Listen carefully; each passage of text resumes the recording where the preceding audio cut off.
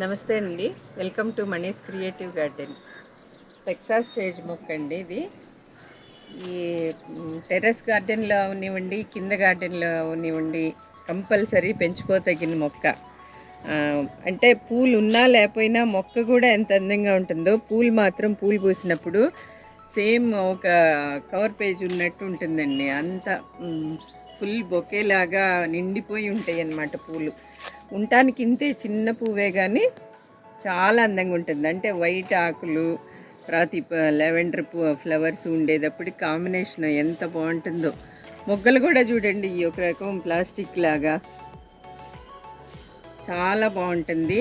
తర్వాత మొండి మొక్క అన్ని అన్ని క్లైమేట్స్ని తట్టుకోగలుగుతుంది. మొండి మొక్కని ఎందుకు చెప్పానంటే, మొన్న సమ్మర్లో ఉప్పు నీళ్ళకి మా మొక్కలు చాలా వరకు చనిపోయినాయి అని చెప్పాను కదా. కానీ ఇది ఆ ఉప్పు నీళ్ళకు కూడా తట్టుకుని నిలబడింది. అంటే చాలా మొండి మొక్క, చూస్తానికి అందంగా ఉంటుంది. కింద గార్డెన్లో అయితే కనుక మీకు చాలా పెద్దది కూడా అవుతుంది, పెద్ద మొక్క అవుతుంది. మామూలుగా పాట్లో కూడా పెంచుకోవచ్చు. ఈరోజు హార్వెస్ట్ ఉంది, చేద్దాము. బీరకాయలు వర్షం అన్నాను కదా, నిజంగానే బీరకాయలు చాలా కాస్తున్నాయండి. మొన్న హార్వెస్ట్లో కొన్ని కోసాను, తర్వాత ఇప్పుడు మధ్య మధ్యలో కోస్తానే ఉన్నాం కావాల్సినప్పుడల్లా. ఇవ్వండి ఎంత చక్కగా రెడీ అయినాయో.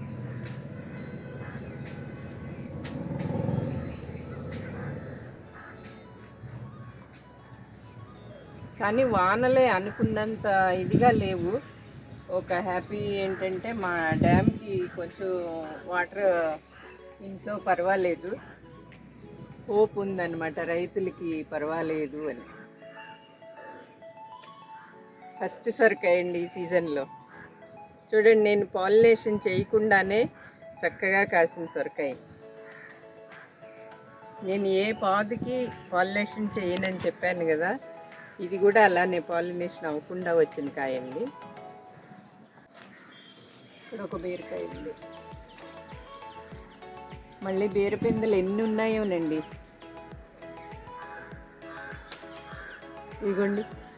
ఇగోండి సొరపిందులు, అవిగోండి బీరపాదు గుత్తులు, బీరలు అయితే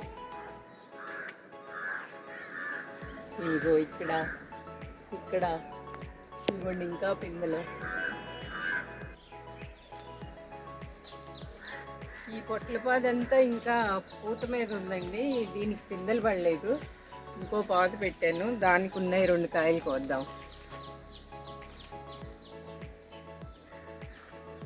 ఇదిగోండి, ఈసారి సైజు కాయ ఇది అంతా కూడా చక్కగా వచ్చినాయి. చూడండి, ఎక్కడ మచ్చ అనేది లేకోకుండా.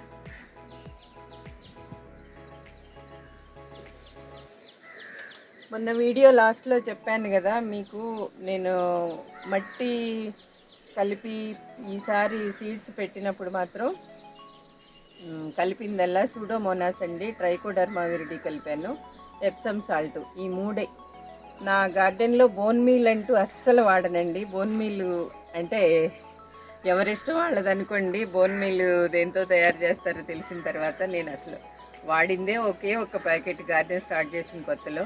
తర్వాత దాని గురించి చదివిన తర్వాత నేను అసలు బోన్ మీల్ నా గార్డెన్లోకే ఎంటర్ అవ్వనివ్వలేదు.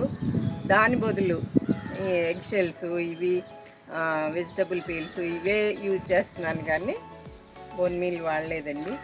కానీ ఇప్పుడు ఇంతవరకు కాపు వచ్చింది కదా, ఈ కాపు ఇలా కంటిన్యూ అవ్వాలంటే మీకు ఒక ఫర్టిలైజర్ చేశాను, అది చూపిస్తాను. అది వాడే విధానం కూడా చూపిస్తాను. ఇంకా కొన్ని ఇగోండి ఇక్కడ కాయలు ఉన్నాయి, కొద్దాము.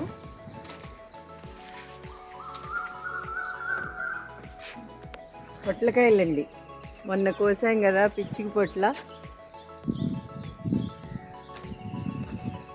ఇదిగోండి,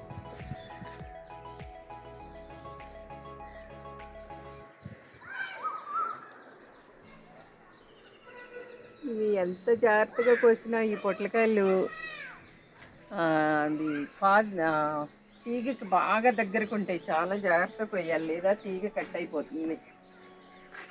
ఇక్కడ కాకరకాయలు ఉన్నాయి.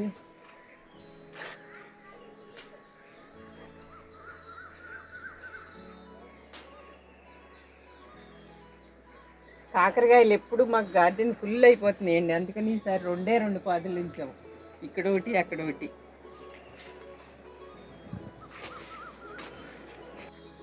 ఇదిగోండి ఇక్కడ బీరకాయలు కోసుకున్నాం. ఇది చూడండి సైజు, అసలు హైబ్రిడ్ అయితే కాదండి, ఇది నాటు వెరైటీనే, బలం మీద ఇంత పెద్దగా వచ్చింది. చిత్రాడ బీరండి నేను పెట్టింది సీడ్స్, చాలా కాపు చాలా బాగుంది. ఇదిగోండి కాకరకాయలు అయితే సేమ్ చూడండి మామిడి తోరణం లాగానే ఉన్నాయి, అందుకనే చాలా ఎక్కువగా కాస్తున్నాయి అని చెప్పి రెండు పాదులు ఉంచాము.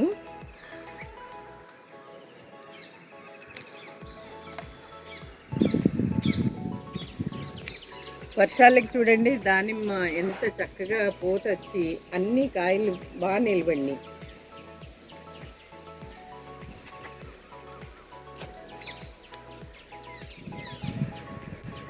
అన్నిట్లోకి నాకు పెద్ద చింత అంటే ఇదే రావట్లేదండి పూత.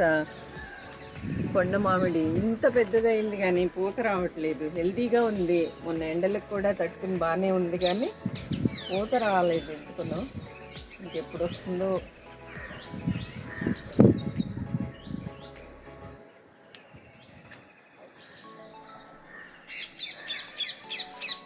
ఇక్కడ ఒక దోసకాయ ఉందండి,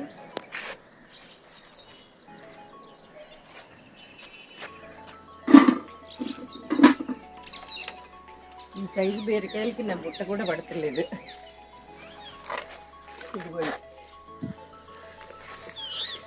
రౌండ్ దోసకాయ, ఈ పాదు ఎందుకో అంత రేణింపుగా లేదు, పాదు అంతా పాడైపోయింది. కాయ కూడా చూడండి అంత బాగా పెరగల. యాక్చువల్గా నేను ఇందులో పడి మొలిచింది సర్లే అని ఉంచేసాను, కానీ తీసేద్దామంటే ఇగోండి మళ్ళీ పిందెలు పడుతున్నాయి.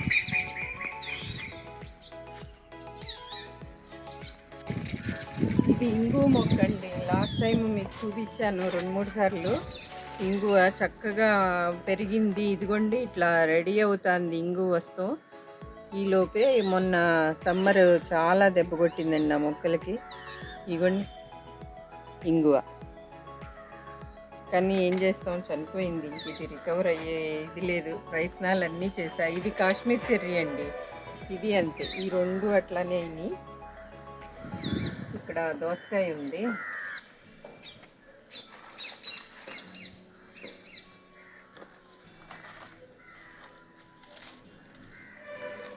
ఇది చూడండి దీని స్ట్రక్చర్ ఏంటి, చక్కగాను భలే తయారైందిలే. ఈ విత్తనం చాలా పులుపు ఉందండి, మొన్న ఒక రోజు కూర వండాను, భలే పుల్లగా ఉంది. ఇక్కడ ఒకటి ఉంది,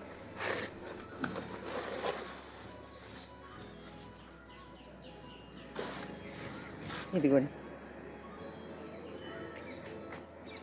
దోసపాదు చాలా ఈజీగా పెరుగుతుందండి, చక్కగా కాస్తుంది. గోంగూర అండి, ఇది ధనాసు గోంగూర అంటారు కదా అది. అయితే ఇది పడి మొలిచిందే, ఇది సౌగంధిక పుష్పం ఉందండి దీంట్లో, ఆ టబ్లో వచ్చింది కదా, ఆ మొక్కలు పాడైపోతున్నాయి అని చెప్పి ఇది పీకేస్తాను. ఎంత గట్టిగా ఉందో, అందులో బాగా పెరిగింది కదా.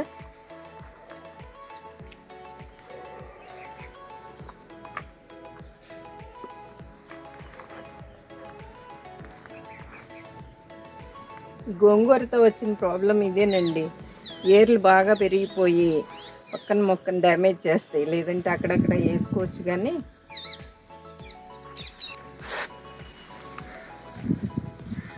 వీలైనంత వరకు గోంగూరకి సపరేట్ ఉంటేనే మంచిదండి.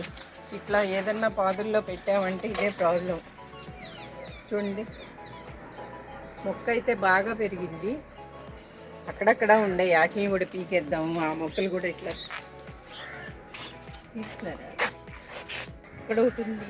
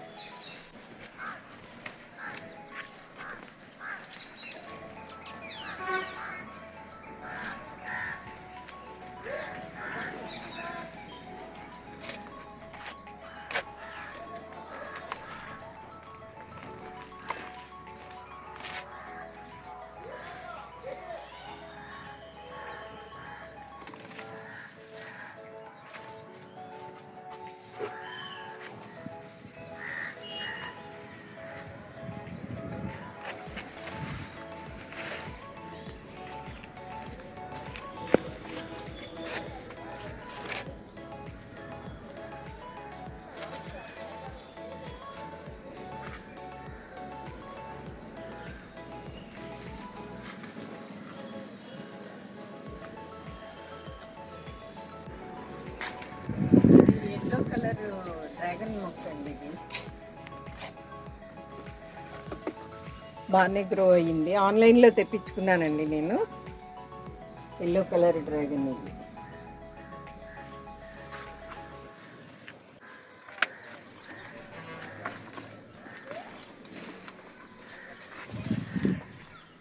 ఓ మోపు వచ్చింది.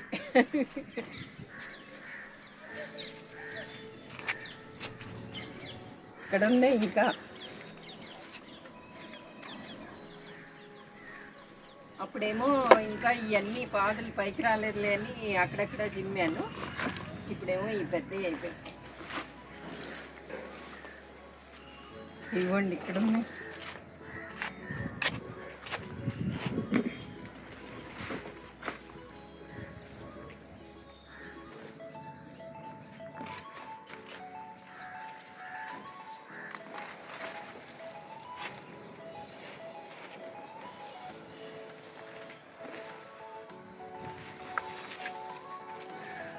ఇవ్వండి ఒక మోపు గోంగూర.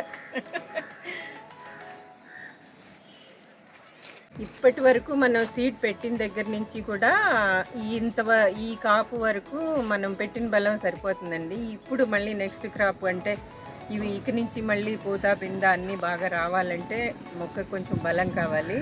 దానికోసం నేను ఫర్టిలైజర్ కలిపానండి. ఇదిగోండి, ఇది మనం ఈ నూనె ఇప్పుడు అందరూ ఆడించుకుంటూనే ఉన్నారు కదా, నూనె చెక్క అండి, ఆవ చెక్క. ఇప్పుడు దీంట్లో ఉండాటి కోసం ఎక్కువగా ఎతకక్కర్లేదండి. నూనె మిల్లి దగ్గరికి వెళ్తే ఏదో ఒక చెక్క దొరుకుతుంది. కాకపోతే నేను ఎక్కువగా వాడేదంటే ఆవ చెక్క వాడతానండి. ఈ పల్లి చెక్క వాడితే మాకు ఈ పందికొక్కులు గోల ఎందుకు వచ్చిందిలే అని చెప్పి ఇంక వేరే ఏది ఎక్కువ వాడను. ఆవ చెక్క. ఇప్పుడు ఇది ఒక 20 లీటర్లు పట్టే కుండండి. దీంట్లో 1/2 కేజీ ఆవ చెక్క వేసాను, 1/2 కేజీ వేపపిండి వేసా, 1/2 కేజీ వర్మి కంపోస్టు, కొద్దిగా టీ పొడి, ఒక గుప్పిడంతా టీ పొడి వేసాను. ఒక 5 అరటిపళ్ళు మిక్సీ వేసి తొక్కలతో పాటు వేసి కలిపానండి. ఇప్పుడు దీన్ని 10 లీటర్ల బకెట్లో 1 లీటర్ కలుపుకొని మిక్స్ చేసి అన్నిటికీ మొక్కలకి ఇస్తే చాలా బలం అండి. మీకు ఈ ఫర్టిలైజర్ గురించి మ్యాక్సిమం తెలిస్తే పర్వాలేదు, తెలవనాళ్ళ కోసం చెప్తున్నా నేను.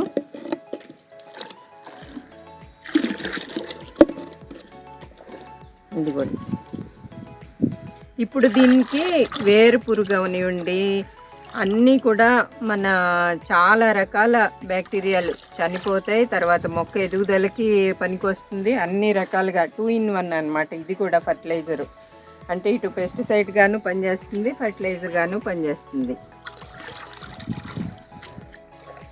ఇదిగోండి పసుపు. ఈ మొక్క అందరికీ తెలిసే ఉంటుందండి. 365 రోజులు వచ్చే కొత్తిమీర అండి ఇది. ఈ కొత్తిమీర ఆకులు ఇంత కట్ చేసి మామూలుగా మనం కొత్తిమీర లాగా యూజ్ చేసుకోవచ్చు. ఇప్పుడు కొత్తిమీర ఎలా అంటే ఇప్పుడు ఈ ధనియాలు వేస్తే వచ్చే కొత్తిమీర మీకు అందరికీ తెలుసు. దీన్ని కట్ చేసామంటే మళ్ళీ ఒక 2 టైమ్స్కి వస్తుంది, తర్వాత తీసేయాలి. ఇది అలా కాదండి. ఈ మొక్క మొత్తం 365 రోజులు ఉంటుంది. ఆకులు అంతే కట్ చేసుకుంటా మనం కొత్తిమీర లాగా యూజ్ చేయొచ్చు. ఎంత స్మెల్ ఉంటుందో ఇది.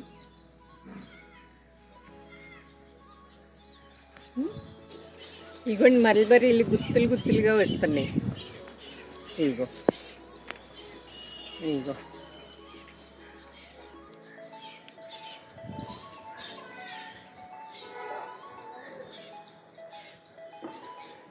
నోరు ఊరుతూ ఉంటాయండి ఈ మల్బరీ దగ్గరికి వస్తే మాత్రం.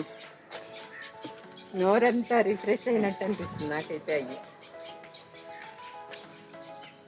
ఇగోండి ఈరోజు కోసిన కూరగాయలు ఇంకా ఉన్నాయి, కానీ ప్రస్తుతం అయితే ఈ చాలు.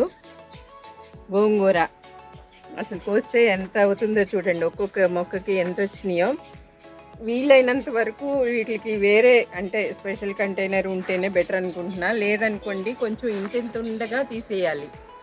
పెద్ద అయ్యేదాకా ఉంటే కనుక వేరే టబ్స్లో వాటికి డేంజరు, ఆ మొక్కలు పాడైపోతాయి.